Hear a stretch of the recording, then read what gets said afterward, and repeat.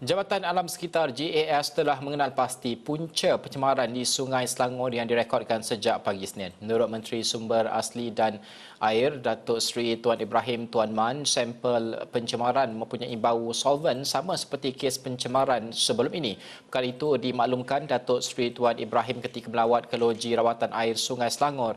Dan untuk perkembangan lanjut lawatan berkenaan, kita bersama dengan rakan setugas Faris yang bersedia di talian ketika ini. Faris, apa yang boleh dikongsikan perkembangan terkini situasi krisis air di Selangor ini? Baik, terima kasih Najib. Saya berada di tepi Sungai Selangor yang menyalurkan airnya terus ke loji rawatan yang berhampiran di kawasan ini sejak sebentar tadi. Sebenarnya sidang media buat kali kedua, iaitu Menteri Sumber Asli dan Air Datuk Seri Tuan Ibrahim Tuan Man yang mengadakan lawatan mengenai dengan isu air yang berlaku sejak awal pagi tadi. Dan apa yang beliau katakan sebenarnya, situasi terkini di mana Jabatan Alam Sekitar telah pun menjumpai sampel ataupun bahan tercemar yang menyebabkan 4 loji rawatan air terpaksa dihenti tugas sejak pagi tadi. Dan apa yang beliau katakan, di mana bahan tercemar itu berbau solvent dan bahan berkenaan telah pun dibawa ke makmal, dan ia merupakan bahan dipercayai bahan yang sama yang pernah ditemui ataupun yang pernah mencemarkan Sungai Selangor di sebelum ini, di beberapa insiden-insiden pencemaran Sungai Selangor. Dan dalam sidang media itu juga Tuan Ibrahim Tuan Man, Datuk Seri Tuan Ibrahim Tuan Man menyatakan bahawa JAS dan juga SPAN dan juga Luas serta Air Selangor sedang menjalankan tugas-tugas, menjalankan proses-proses untuk memastikan LRA, loji rawatan air fasa 1, 2, 3 dan rantau panjang akan beroperasi semula lebih kurang dalam tempoh 24 jam sebelum bekalan sepenuhnya dapat dibekalkan kepada lebih 1.1 juta akaun pengguna di Lembah Kelang dan beberapa kawasan yang terjejas.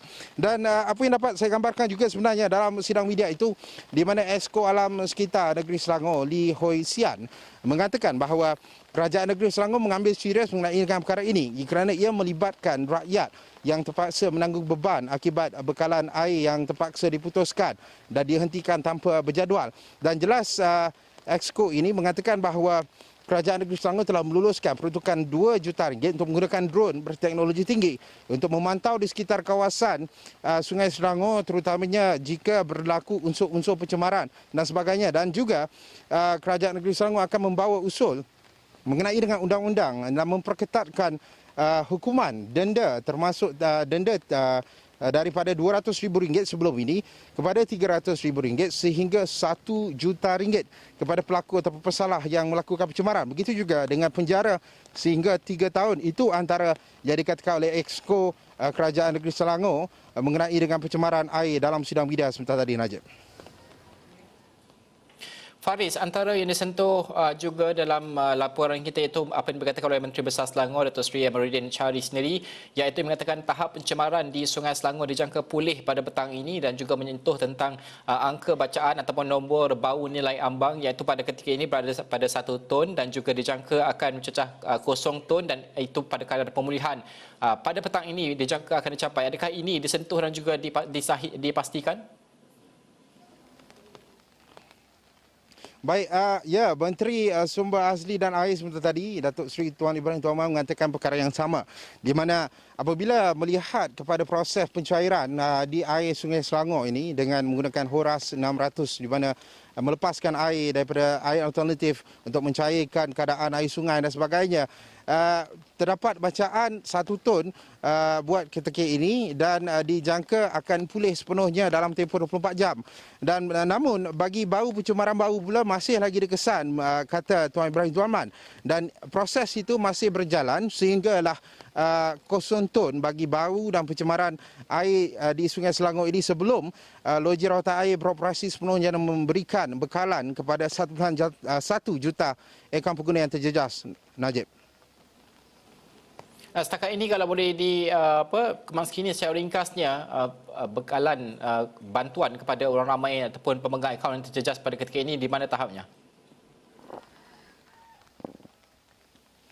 Baik, apa yang anda tanya tadi, ya, ketika ini bekalan masih lagi disalurkan oleh Air Selangor menggunakan lori-lori tangki di kawasan-kawasan terjejas. Dan bekalan ini sebenarnya dalam 24 jam dijangka akan dapat disalurkan semula ke kawasan-kawasan wilayah Persekutuan Kuala Lumpur dan sebagainya yang terjejas dalam tempoh 24 jam. Sebenarnya Najib, itu yang kita tunggu. Tapi ia bergantung kepada proses yang telah dijalankan oleh Luas, PAN, Air Selangor dan sebagainya, agensi yang terlibat untuk memastikan kosong ton bagi bau dan juga pencemaran di LRA di 4 yang telah pun ditutup, dihentikan tugas sebelum ini. Najib. Okey, terima kasih Faris. Kami akan terus membayarkan Faris untuk membawakan laporan terkini dan juga rakan tugas yang lain. Terima kasih, akan dimuatkan di laman web kami astroawani.com. Kita akan berhenti rehat seketika. Kita kembali selepas ini.